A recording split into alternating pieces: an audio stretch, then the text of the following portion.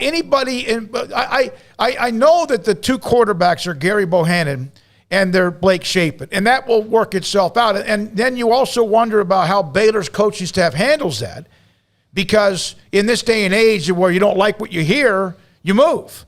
And then again, that deadline's coming up here on May the 1st.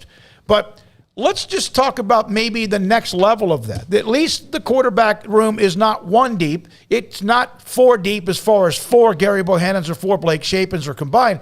But what did you think about Kyron Drones? And then also, again, young, still has a long way to go. And then here's this young whippersnapper walk-on kid that we see every once in a while that kind of always catches your attention in C.J. Rogers. I'll start with Kyron Drones is super gifted athletically.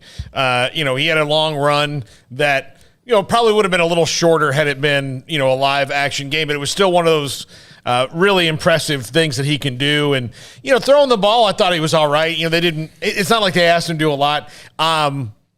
Now, the walk-on CJ, he's got something to him. I don't know if he's going to play at this level or at Baylor, because that's three. Like right now, he's got three levels to climb. One of which is Kyron Drones, who I don't think he's ever going to play in front of.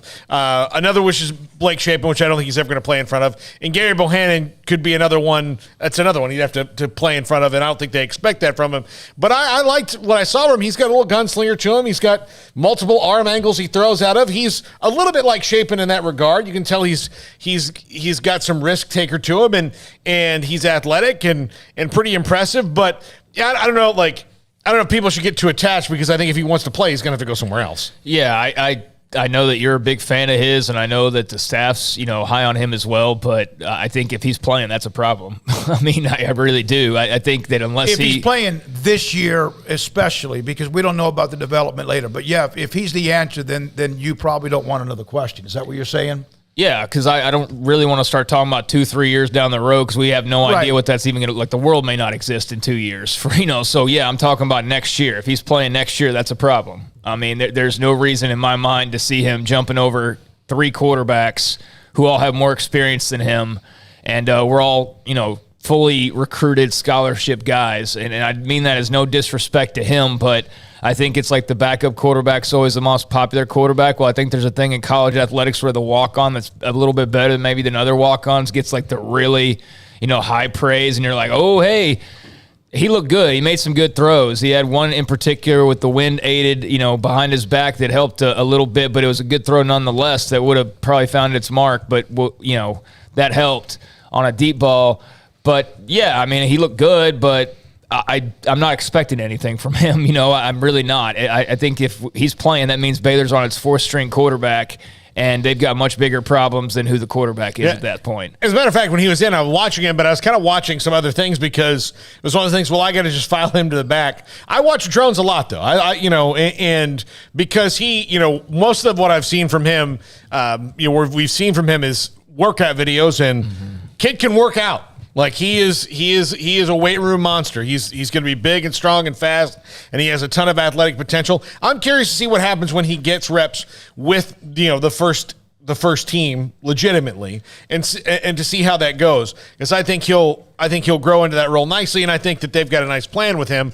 But for me, it's about Blake Shapen and Gary Bohannon, and I think that Baylor can be fine either way. And I have the top 5 is on this later on, but I think they can be fine either way because they can adjust well. But I'm kind of with Craig here in that, if you want the full breadth of the offense, I think Shapen's probably the longer term answer.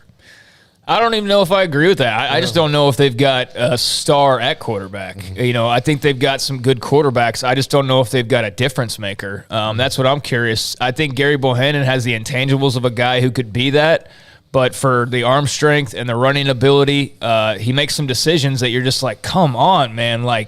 You can't do that. And that interception on Saturday was one of those where, just – it's you're in field goal distance, and instead you give up a pick six. You just can't do that. The decision making is still where I'm a little bit unsure. But the physical attributes and all of that, you don't get much better than Bohannon. The size, the arm, the running, all that. That's all great. But again, it's up top too, and I think he's got confidence. It's not a lack of that. It's just and guys are going to throw picks, I understand, but when that is the one time we get to watch him this spring, and it's kind of like, that's kind of like last year after hearing all spring about how great he's been, it's just like, so what really changed all that much? So, but granted, we don't get to see him on a daily basis. And I don't think that there was somebody that was out there that's like so much clearly better and the guy. I just think that everybody played pretty okay to good, and it was a situation where, maybe you walk out and you think C.J. Rogers played the best, but we clearly know that's not going to be, the pecking order when it comes to the fall. I also wonder if people remember Gary Bohannon because of the Sugar Bowl or because of TCU, which really the defense is why they lost the game against TCU, although he threw the pick at the end. Or do they remember some of the games in which he was really good, like Iowa State among some others? And do we remember Shapen because he was so brilliant in that first half before he got hurt against Oklahoma State in the Big 12 championship game? Also, people kind of like the backup quarterback. I think it's a good problem to have. It's up to Dave Aranda, Jeff Grimes, Sean Bell, and others now to make that decision, and we'll see that going forward. A couple of you in the chat room, Stephen